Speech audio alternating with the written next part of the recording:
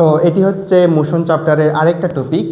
খাড়া উপরের দিকে যদি কোনো বস্তু নিক্ষেপ করা হয়, ওই বস্তুর টাইম অফ ফ্লাইট বা উড্ডয়নকাল নির্ণয় করা।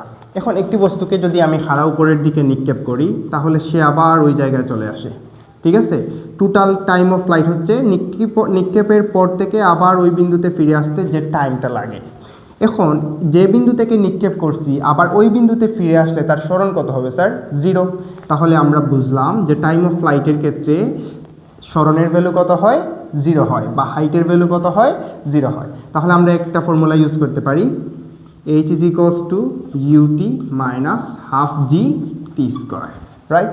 যেহেতু এইটা টোটাল টাইম বা flight of time of flight, এই জন্য এইটাকে আমরা স্মল টি ইউজ না করে ক্যাপিটাল টি ইউজ করতে পারি, ঠিক আছে, টোটাল টাইম অফ ফ্লাইটের জন্য।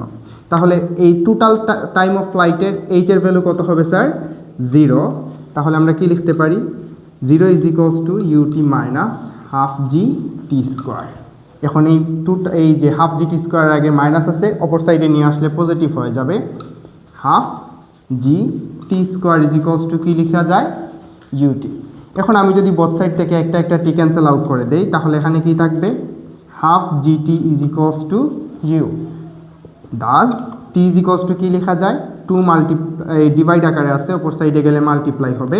জি মাল্টিপ্লাই আছে, অপর সাইডে গেলে ডিভাইড হবে। তাহলে total time of flight t is equals to কী লেখা যায়? 2 ইউ ওভার জি।